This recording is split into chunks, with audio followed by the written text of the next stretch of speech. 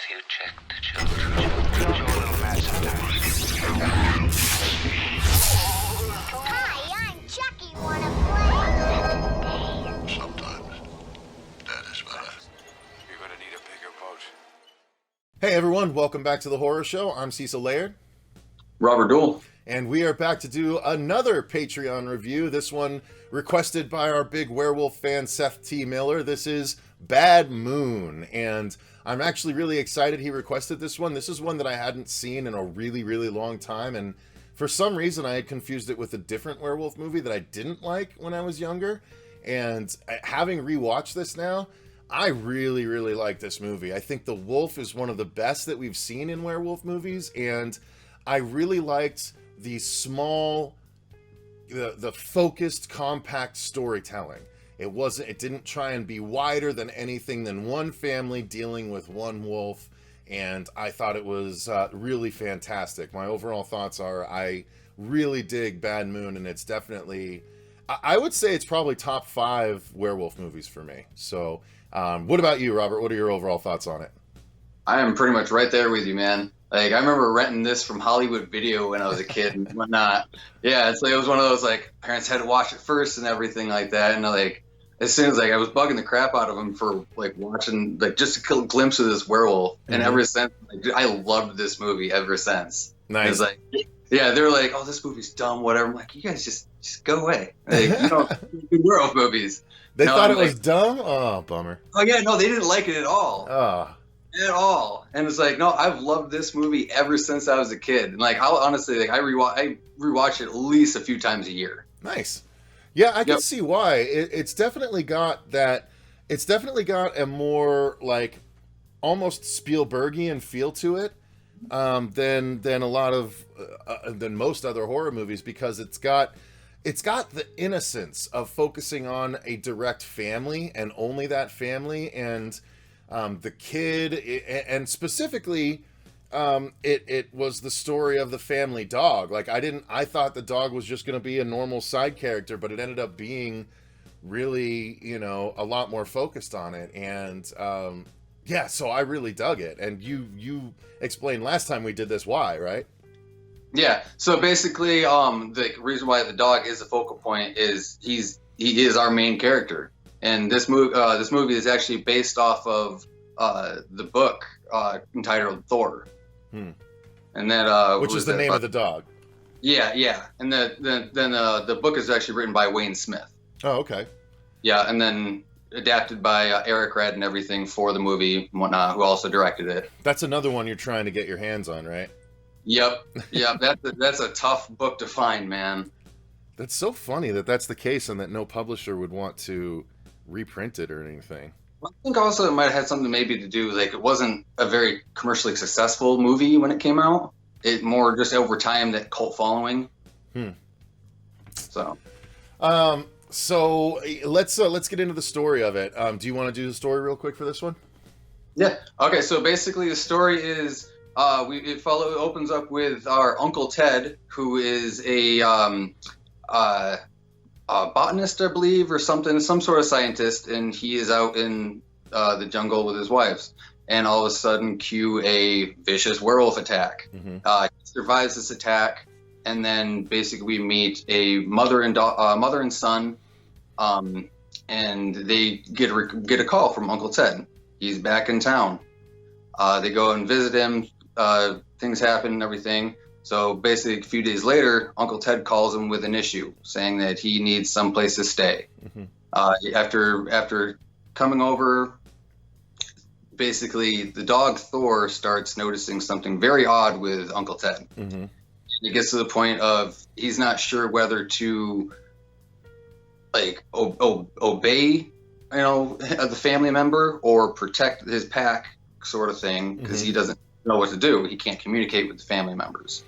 And it doesn't take long before Thor goes out one night and actually literally sees that Uncle Ted, has somehow, I don't even know how he could manage it, but it's got to be a tricky thing, managed to handcuff himself around a tree. And he is full-fledged wolf when Thor finds him in the night. And the wolf sees the dog and is trying to free itself but can't, and then yeah, as the story progresses, the Uncle Ted starts to get less and less careful, and decides to try and get Thor out of the picture so that he can, you know, do his thing. But yeah, his thing might end up being killing his family. So Thor doesn't want that. So how did you like the story though? Oh, I absolutely loved it and whatnot. Just because, again, you don't have those movies where too often, like especially horror movies, where your animal is your focal point. Mm-hmm. You know, he's your main character and whatnot. So it's like you're basically kind of like, no, you got to listen to the dog. Like, you guys are dumb. Like, you don't understand. Like I thought they did amazing with this movie, and I'm really excited once I can actually find this book to see the changes of what they did. Like, I know some of the changes that they've done from the book being that it was an original full family with 2 or 3 kids, a dog, cat, and then the husband and whatnot. But that was cut down for the movie. And then certain events from what I've read on reviews and things like that. Yeah, well, and yeah, we both mentioned, like, if there was that big of a family in the book, I wonder if a couple of them are meant to be cannon fodder at some point. So we got to find out. Yeah. Yeah. No, I love the story too. I think it is just, again, the wonderfulness of a focused, lean and mean story that doesn't need a bunch of superfluous characters, that has tension built right into just 4 characters in the uncle, the mom, the son, and the dog.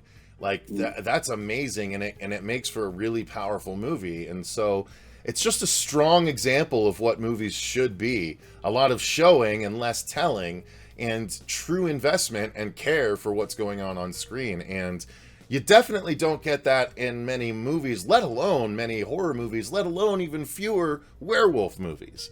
So that's part of why this whole thing stands out to me. Now, how do you like the cinematography and the sound design and all that good stuff? I liked it fair enough. Personally, like nothing, like even when I first watched it, nothing too drastically stuck out. I would say, like, I did at least enjoy their transformation of what they did use and were able to do.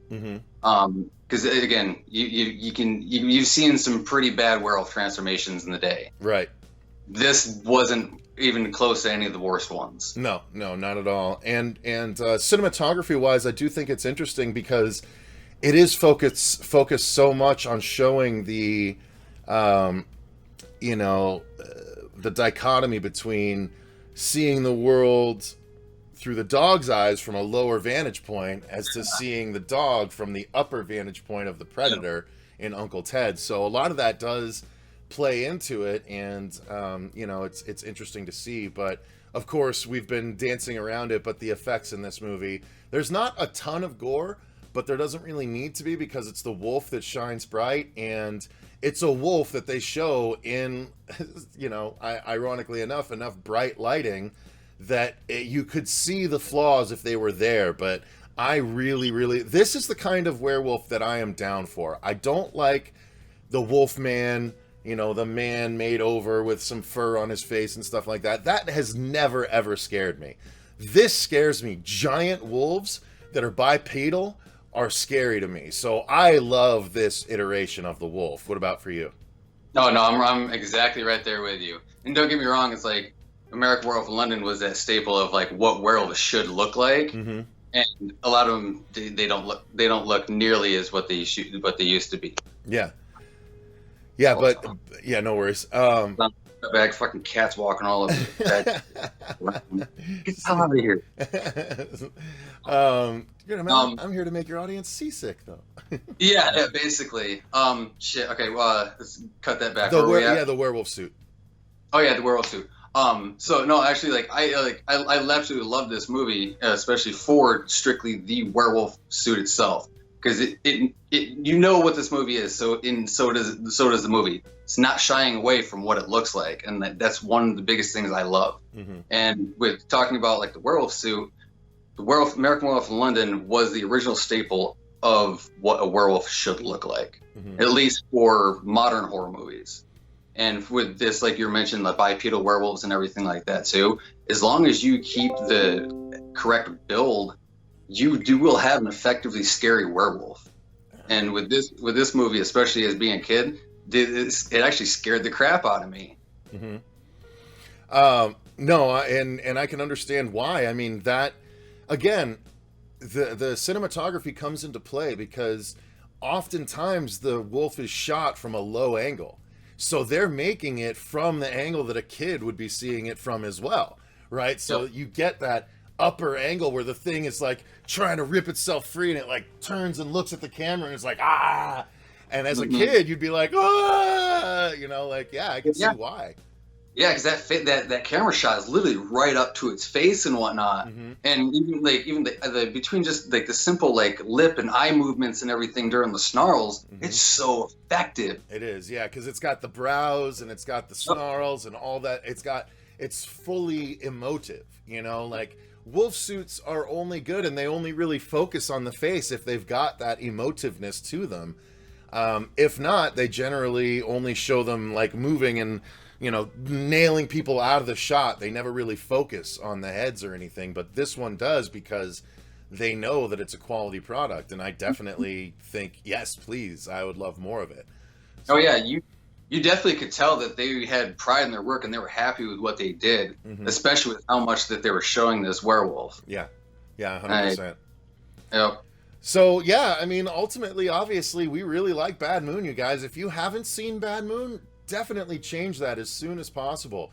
I struggle to remember what the werewolf movie I saw was that was so bad, but I doubt I'll ever find out because it's so bad it's probably lost to time, and movies like this stand the test of time, and there's a reason for it. So if you haven't seen Bad Moon, there's different variations. I believe there's a collector's edition, but there's also the older Blu-ray edition, which honestly is in a lot of bargain bins if you look around.